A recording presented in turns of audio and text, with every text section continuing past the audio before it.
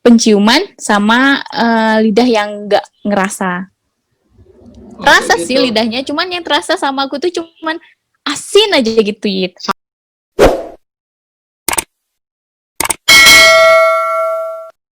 Sampai sekarang, Kak?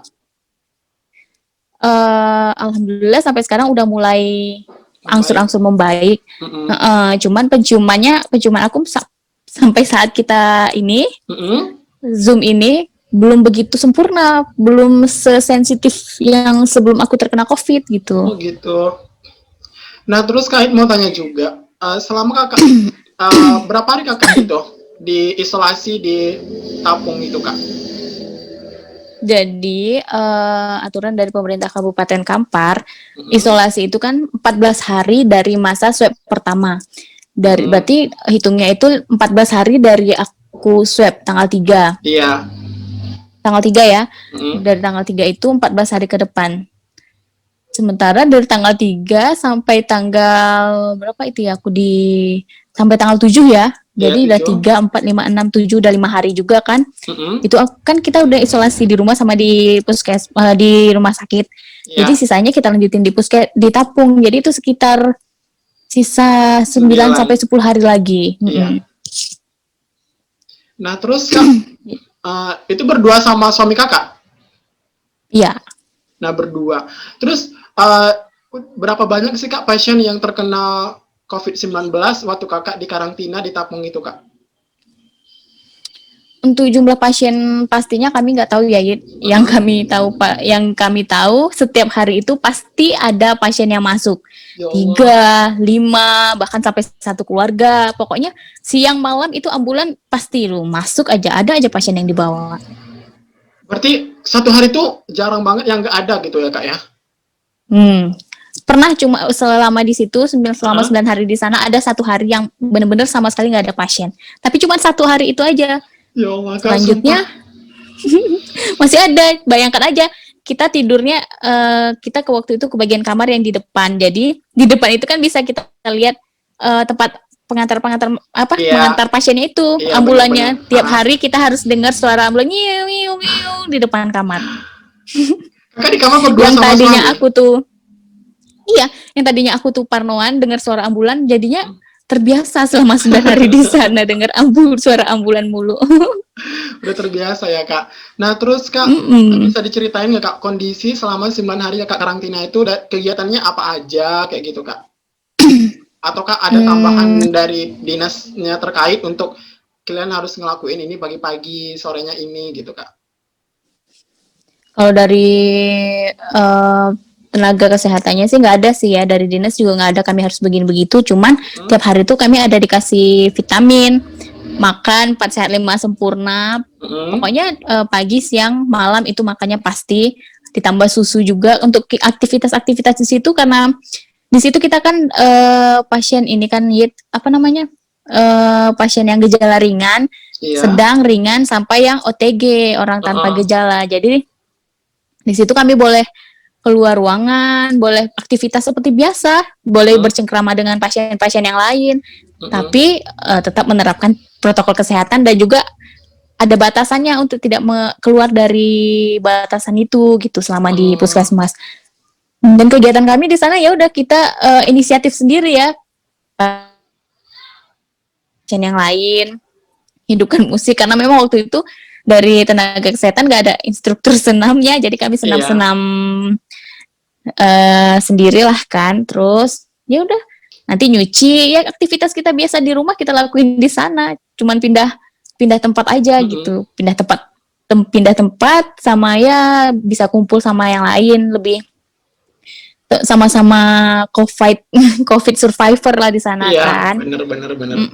Jadi bisa sharing-sharing, bisa menambahkan semangat juga daripada kita isolasi mandiri di rumah, terkurung dalam ruangan aja, Iya. kepikiran yang aneh-aneh, nonton berita yang enggak tentang COVID, nanti kan kita malah stres. Iya, Jadi bener-bener. aku rasa memilih untuk isolasi di puskesmas itu pilihan yang tepat. Iya, benar. Kak, selama Kakak di sana, apakah Kakak pernah mendengar kabar yang satu isolasi dengan Kakak itu meninggal dunia? Alhamdulillah nggak ada gitu. Alhamdulillah nggak ada ya. Cuman di hari-hari terakhir itu ada sih satu bapak-bapak, dia memang sudah berumur, karena di situ dia punya penyakit gula, ya penyakit-penyakit yang udah bawaan orang tua lah kan. Benar. Di situ dia ini tiap hari lemes, asal tiap pagi tuh lemes, nggak bisa bangun, kepalanya pusing, pokoknya banyak keluhan. Cuman di situ dia masih dalam kategori yang Sedang. apa namanya, sedang, kategori sedang. Jadi mungkin dia dirawat di situ, nggak di rumah sakit. Alhamdulillah masih bisa jalan, cuman ya itu kadang dia sesak, kadang pusing kepalanya, kadang dia mual. Kak, jadi di sana itu selama kakak karantina, fasilitas yang diberikan di situ tuh apakah bisa dikategorikan nyaman untuk tinggal di sana atau gimana, Kak? Menurut kakak sendiri? Menurut kakak pribadi sih, kakak masuk di sana sekali satu malam dapat ruangan yang AC-nya kurang memadai. Iya. Selanjutnya kami dipindahkan di kamar yang lebih memadai lah, AC-nya lebih ini. Alhamdulillah untuk fasilitas di situ bagus ya, Yit, bikin kita nyaman juga. Cuman yang untuk kalau seperti kebutuhan pribadi itu kita bawa sendiri dari rumah. Terus kakak itu dikategorikan statusnya sedang gitu ya, Kak ya? Iya. Berarti tadi dibiayai oleh individu. Kalau misalnya kita ikut aturan pemerintah, semua di cover sama pemerintah. Kecuali kalau misalnya kayak hari pertama aku isolasi di rumah sakit itu dalam keadaan kayak gitu kan. Tapi dokter mendiagnosa aku tuh kategori sedang. Jadi di situ masih bayar pribadi. Sampai kakak udah dinyatakan sembuh dari COVID. Ya, makanya kalau pikir-pikir lagi, kalau di rumah sakit swasta kan otomatis biayanya bengkak kan, Yit. Kalau untuk kita bayar mandiri. Jadi ya udah, nggak ada salahnya juga kita ikuti pemerintah lah untuk menghemat biaya juga. Selama di sana kita makan, kita minum juga alhamdulillah terpenuhi. Terus makanan, susu, buah juga ada dikasih, vitamin. Cuman bedanya di rumah sakit sama di tempat isolasi itu, di rumah sakit mungkin obat kita lebih lengkap ya, Yit. Ada dikasih antivirus, obat pilek, vitaminnya juga lengkap. Sedangkan di puskesmas kita cuma dikasih satu buah vitamin aja. Selebihnya kita minum vitamin dari yang kita bawa sendiri dari rumah. Oh gitu. Terus Kak, semenjak perjalanan kakak dan mertua kakak itu dari tanggal 25 September sampai hari ini, pernah nggak sih gitu Kak dengar isu dari tetangga di tempat tinggal kakak itu terhadap seseorang yang terkena COVID itu seperti apa sih tanggapan dari lingkungan tempat tinggal gitu Kak? Yang kakak rasakan gitu? Kalau untuk lingkungan sekitar nih, Yit, jujur aja seperti mereka tuh gimana ya? Kami sempat merasakan itu dikucilkan. Bahkan sempat kami dengar tokoh masyarakatnya ngomong kalau misalnya COVID itu adalah sebuah aib. Makanya dari situ, wah, aib dari mana ya? Bayangkan kalau misalnya setiap orang lewat nengokin rumah kita, bahkan kadang pernah juga nih, Yit, waktu itu ada keperluan, kami jadi jumpa sama orang. Kami jumpanya di warung bakso kan, jadi kita makan bakso. Dia orangnya ini udah duluan sampai. Terus tahu nggak sih, dia udah duduk di meja ini, mejanya itu kapasitasnya 6 orang, sementara dia duduk di situ cuma 2 orang. Dia nunjuk, kalian duduknya di sana ya, di belakang, agak jauhan. Digitukan dong. Tiba-tiba Kak, itu tiba-tiba Kak? Iya, pokoknya kami datang ke situ langsung ditunjuk, kalian duduknya di belakang sana ya, jangan deket-deket katanya. Ya Allah, itu udah sembuh. Itulah masyarakat Indonesia.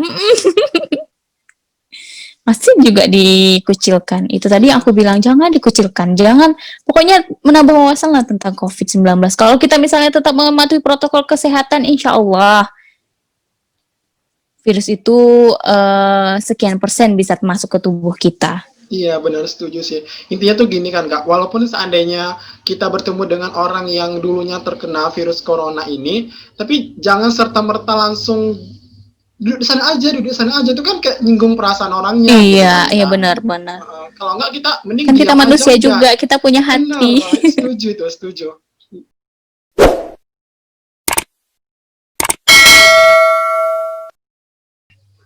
Oke teman-teman, itulah pemaparan dari Kak Dia yang sebelumnya terpapar COVID-19 dan alhamdulillah sekarang Kak Dia dan keluarganya sudah bisa beraktivitas seperti semula di rumah.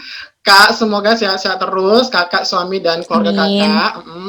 Dan Amin. semoga untuk teman-teman yang nonton ini dan di lingkungan dimanapun kalian berada, jangan pernah kucilkan teman-teman ataupun orang yang terkena virus corona karena dia adalah tetap manusia dan dia juga punya hati. Dan satu lagi, tetap kita menggunakan sistem protokol kesehatan dimanapun kita berada. Kak Dia, thank you banget udah mau sharing di sini, Kak. Sama-sama Ayit, semoga ini aku share pengalaman aja ya. Sekali lagi aku bukan dokter, aku bukan tenaga kesehatan, aku cuma sharing pengalaman aku aja. Dan kalau misalnya aku ada salah kata, aku mohon maaf. Semoga teman-teman bisa menikmati dan bisa berlebih sharing aku ini bisa menambah edukasi teman-teman tentang COVID-19. Amin. Terima kasih Ayit udah ngajak aku untuk join Iya, di sama-sama, Zoom-nya. Kak. Sama-sama.